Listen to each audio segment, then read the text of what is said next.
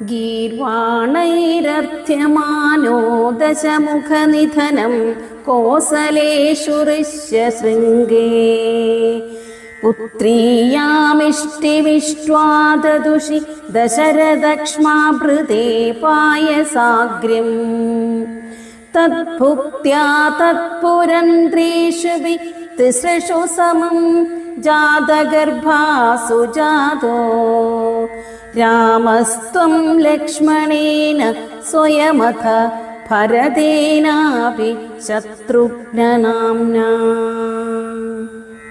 ദേവന്മാരാൽ രാവണ നിഗ്രഹത്തെ പ്രാർത്ഥിക്കപ്പെട്ടവനായ ഭഗവാനെ അങ്ങ് കോസലദേശത്തിൽ ഋഷ്യശൃംഗ മഹർഷി പുത്രോൽപത്തിക്ക് അനുകൂലമായ യാഗത്തെ യജിച്ചിട്ട് ദശരഥ രാജാവിനായി ദിവ്യമായ പായസത്തെ ദാനം ചെയ്തിരിക്കെ ആ പായസത്തിന്റെ ഭക്ഷണം ഹേതുവായിട്ട് രാജാവിന്റെ 3 പത്നിമാരും ഒരേ സമയത്ത് ഗർഭിണികളായും തീർന്നപ്പോൾ ലക്ഷ്മണൻ, ഭരതൻ, ശത്രുഘ്നൻ എന്നിവരോടുകൂടി തന്നെത്താൻ രാമനായി അവതരിച്ചു.